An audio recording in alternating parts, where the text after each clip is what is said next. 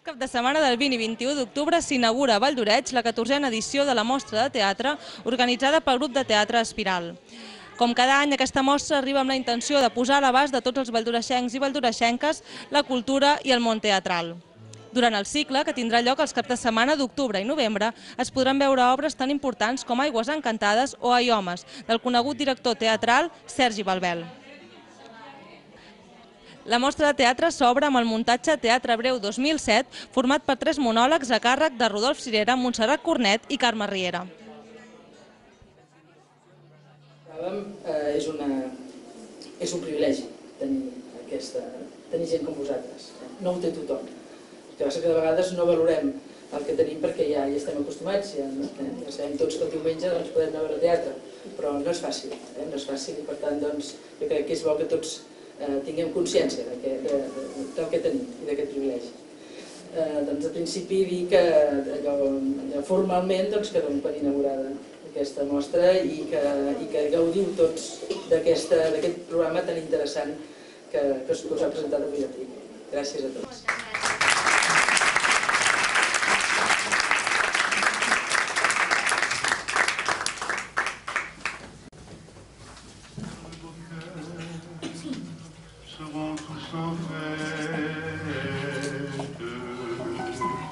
Les belles auront la folie en tête et les amoureux du soleil au cœur. Quand nous chanterons, le temps des cerises sifflera bien mieux le merle, mon cœur. Mais il est bien court le temps des cerises. Quan tornàvem, el tren va fer una sotragada molt brusca. Tothom va baixar corrents. Era el capvespre, quasi fos, i la gent xisclava. El pare m'agafava molt fort de la mà. Una quadrilla d'avions volava sobre els nostres caps. Ens van protegir, ben estirats, sobre les pedres que feien pendent, a banda i banda de les vies del tren.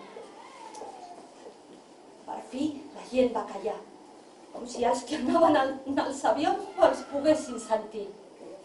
El pare m'embolcallava, em protegia totalment amb el seu cos. I arriba a morir, m'havien trobat atrapada sota un pes, mort. Jo hauria tenir 4 o 5 anys. És aquest pes, aquest nus, que em persegueix sa nit i sa dia i quan m'acord. Anava a dir quan dorm, però vostè ja ho sap que no dorm. Aquest pes, aquest nus que tinc en el ventrell, em té tota sa culpa. Jo abans era una dona fanera, que tenia il·lusió per tot. Però hi ha una altra mena de pressions. La manera com em mira. Les coses que diuen de tu a la teva esquena, notes com t'assenyalen amb el dit, com s'aixequen dissimuladament quan intentes seure a la mateixa taula.